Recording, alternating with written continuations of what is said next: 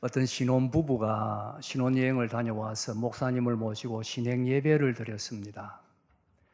예배를 드리는데 신부 어머니가 목사님에게 목사님 아들 낳게 기도 좀 해주세요 그랬습니다. 신부는 쑥스럽잖아요.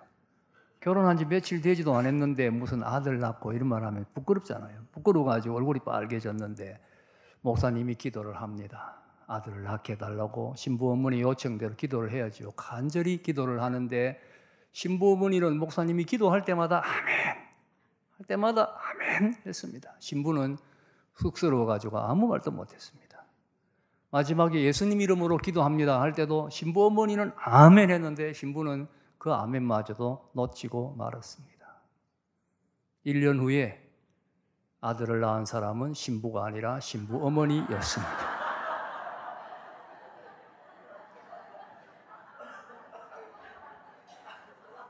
기도든 말씀이든 아멘 하는 사람에게 그대로 이루어지는 줄로 믿습니다.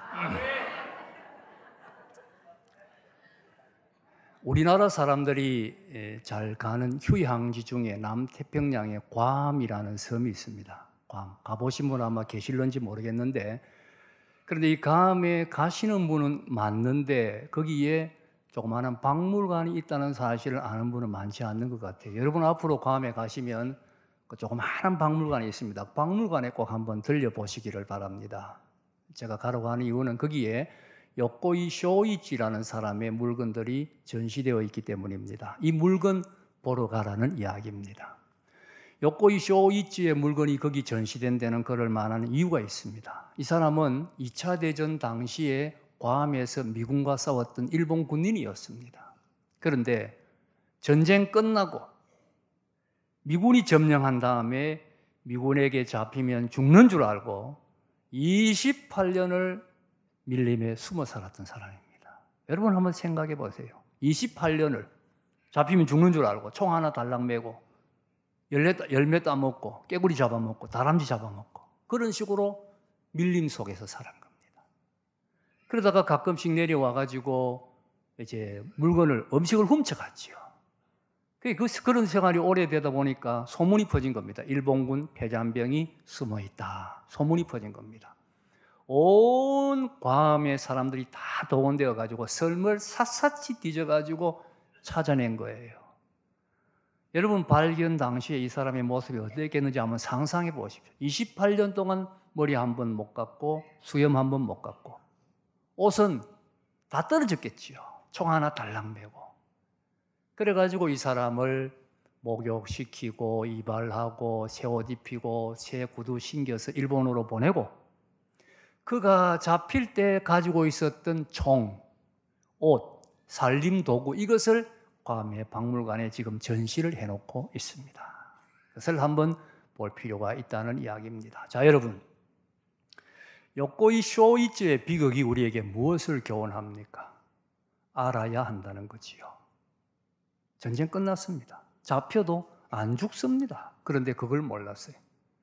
그걸 몰라가지고 28년 여러분 어떤 세월입니까? 28년을 그 섬에서 혼자 숨어서 살았던 것입니다. 알아야 할 것을 알지 못하는 것이 얼마나 큰 비극을 가져오는가 하는 것을 보여주는 좋은 교훈이라고 할 수가 있습니다. 그런데 생각해 보면 오늘 우리 주위에 이보다 더 큰 비극이 일어나고 있습니다. 여러분 주위를 가만히 한번 보십시오. 많은 사람들이 사탄의 노예가 되어 사탄에 끌려가고 있습니다.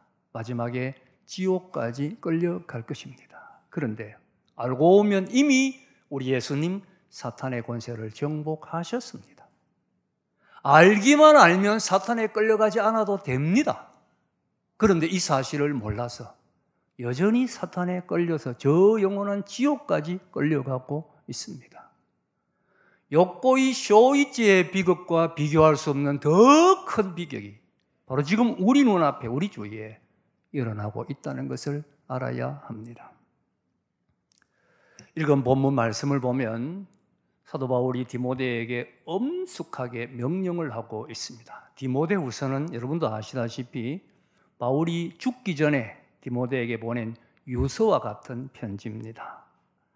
디모데는 바울의 아들과 같고 후계자라고 같은 사람이지요. 그래서 이 디모데후서를 통해서 여러 가지를 가르치고 권면하고 명령도 하는데 모든 내용 중에 제일 엄숙한 명령, 가장 강한 명령이 오늘 본문입니다.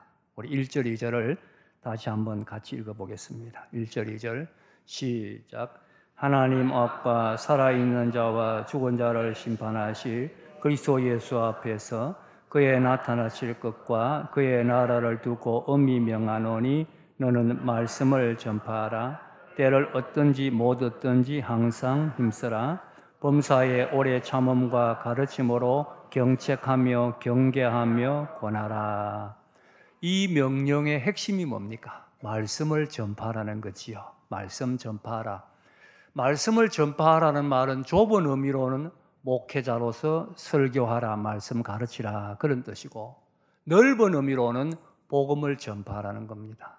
믿지 않는 자들에게 복음을 전파하라. 원문의 뜻을 볼 때에 두 가지 뜻이 다 있는데 복음을 전파하라는 뜻이 더 강합니다. 복음을 전파하라 명령을 하는 것입니다. 하나님 앞과 살아있는 자와 죽은 자를 심판하실 그리스도 예수 앞에서 그의 나타나실 것과 그의 나라를 두고 엄히 명하노니 라고 했습니다. 여러분, 보통으로 명령해도 바울의 명령은 디모데에게는 엄한 명령이 됩니다. 그렇잖아요. 더구나 지금 유서라고 했지 않습니까? 죽기 전에 하는 부탁인데 그냥 부탁해도 디모데에게는 말할 수 없는 무거운 명령이 됩니다. 그런데도 불구하고 바울은 하나님 앞과 살아있는 자와 죽은 자를 심판하실 그리스도 예수 앞에서 비장함을 느끼지 않습니까? 비장한 마음. 그의 나타나실 것과 그의 나라를 두고 엄히 명하노니, 엄중하게, 내가 엄숙하게 이렇게 명한다. 복음 전하는 것이 얼마나 중요하면 바울이 이렇게 엄숙하게 명령하겠습니까? 여러분은 우리 예수님께서 부활하신 다음에 제자들에게 남긴 마지막 부탁, 마지막 명령을 기억하실 겁니다. 갈릴리에서는 너희는 가서 모든 민족으로 제자를 삼으라 말씀하셨고, 성천하시기 직전에는 성령이 너희에게 임하시면 너희가 권능을 받고 예루살렘과 유다와 사마리아와 땅끝까지 이르러 내 증인이 되리라. 한마디로 다 복음 전하라는 거지요. 주님 복음을 완성하셨습니다. 완성해놓고 이제 하늘나라로 성천하십니다. 그런데 누군가가 전해야 이 복음을 통해 구원받습니다. 제자들에게 이 복음을 전하라고 신신신신 당부를 하고 있는 것이지요. 바울은 다메섹 도상에서 예수님을 만난 후에 왜 예수님이 나를 불렀는가 그 이유를 깨달았습니다. 바로 이 복음 전하도록 하기 위하여 부르셨구나. 특별히 이방인들에게 복음 전하도록 하기 위하여 나를 부르셨구나. 교회를 핍박했던 나 같은 죄인을 부르신 이유가 이방인들에게 복음 전하게 하려는 데 있구나 깨달았습니다. 그래서 그때부터 그는 평생을 복음 전하는 데 모든 것을 다 바쳤습니다. 모든 것을 다 바쳐 오직 복음 전했습니다. 그리고 이제 그는 세상을 떠납니다. 세상을 떠나면서도 그의 뒤를 이을 디모데에게 가장 중요한 것은 디모데야 이 일이다. 이제는 네가 이 일에 최선을 다해라. 마치 바톤을 넘겨주듯이 복음 전파의 사명을 디모데에게 넘겨주고 있는 것입니다. 우리가 성경을 읽어보면 초대 교회에는 복음 전하라는 명령이나 권면이 없는 것을 알 수가 있습니다. 여러분 사도행전이나 서신서 그 어디에도 전도하라, 복음 전하라 이런 명령, 권면 없습니다. 이상하지 않아요? 복음 전하는 것 같이 중요한 일이 없는데 왜 없을까? 이유는 간단합니다. 그들은 예수 믿으면 너무나 당연하게 복음을 전했기 때문입니다. 의사 보고 당신 병 고치세요 그 말할 필요 없습니다. 할 필요가 없는 말입니다. 초대교회는 성도들에게 복음 전하라는 말을 할 필요가 없었습니다. 그런데 바울은 미래를 바라보고 있습니다. 디모데가 목회할 시대, 앞으로 올 시대, 그 시대는 성도들의 믿음이 식어집니다. 복음의 구령의 열정이 식어집니다. 복음 전하지 않게 됩니다. 그 시대를 바라보고 디모데야, 앞으로 이런 시대가 오니까 너는 복음 전해라 명령하는 것입니다. 그러므로 알고 보면 이 명령은 우리를 향한 명령입니다. 우리 복음 전하지 않고 있잖아요. 솔직히 복음 전하지 않고 있는 우리를 향하여 복음을 전하라고 이렇게 엄숙히 명령하고 있는 것입니다. 우리는 구원받지 못한 사람들의 비극을 다시 한번 새롭게 깨달아야 합니다. 여러분, 구원받지 못하면 마귀와 그 사자들을 예비한 곳에서 영원히 형벌을 받습니다. 원래 지옥은 마귀와 그 사자들을 위하여 예비한 곳인데 함께 거기 가는 거예요. 마태복음 13장을 보면 이 지옥은 풀무불이라 그랬습니다. 얼마나 불이 뜨거우면, 풀무불은 쇠를 녹이는 불이잖아요. 슬피 울며 이를 갈미 있으리라 그랬습니다.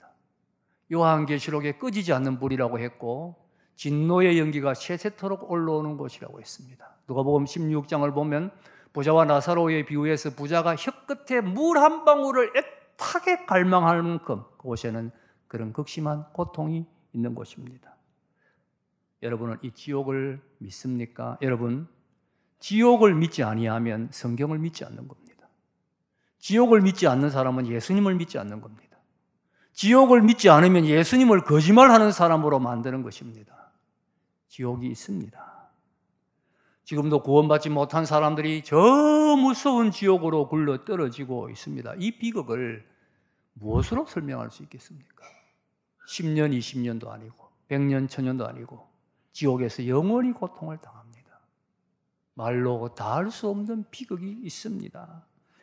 이 고통이 너무 엄청나기 때문에 이 고통에서 우리를 건져주시기 위하여 주님이 하늘의 영광을 버리시고 이 세상에까지 오셨고 십자가를 지기까지 하신 것입니다. 이 고통이 너무 엄청나기 때문에 여기에서 우리를 건져주시기 위해 주님이 십자가를 지신 것이지요. 그리고는 구원의 길을 만드셨습니다. 여러분, 기독교는 바로 이 구원의 길을 알려주는 종교입니다.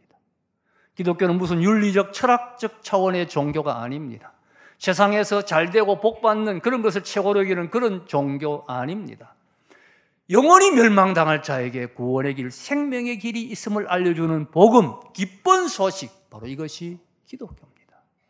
영원히 멸망당할 지옥 갈 인생을 천국으로 인도해 주는 종교가 기독교인 것입니다. 한번 상상을 해보십시오. 우리가 천국 가면 언젠가는 여러분 다 죽습니다. 50년 지나면 여기 앉아있을 사람은 거의 없을 거예요. 천국 가면 만나겠지요. 아이고 반갑습니다. 집사님 오셨어요? 반갑습니다. 그런데 제 남편은 못 왔습니다. 제 아버지는 못 왔습니다. 그때 우리의 마음이 얼마나 아프겠습니까? 중요한 것은 이 복음은 우리가 전해야 한다는 사실입니다. 하나님은 능치 못할 것이 없습니다. 그러나 복음 전하지 아니했는데, 복음을 듣지 아니했는데 그 사람 예수 믿게 한다는 그런 일은 하나님도 하실 수가 없습니다. 누군가가 전해야 그 영혼이 중생하고 거듭나 구원받을 수 있습니다. 그리고 이 일은 하나님 천사에게도 시키지 않았습니다. 우리가 생각할 때 천사가 하면 말도 잘하고 설명도 잘하고 또 어떤 사람이 밤중에 있는데 천사가 나타나서 복음 전하고 와 놀래가지고 잘 믿을 것 같은데 하나님 천사에게 이 사명 주지 아니했습니다. 성경 어디를 읽어도 천사가 복음 전한 기록이 없습니다.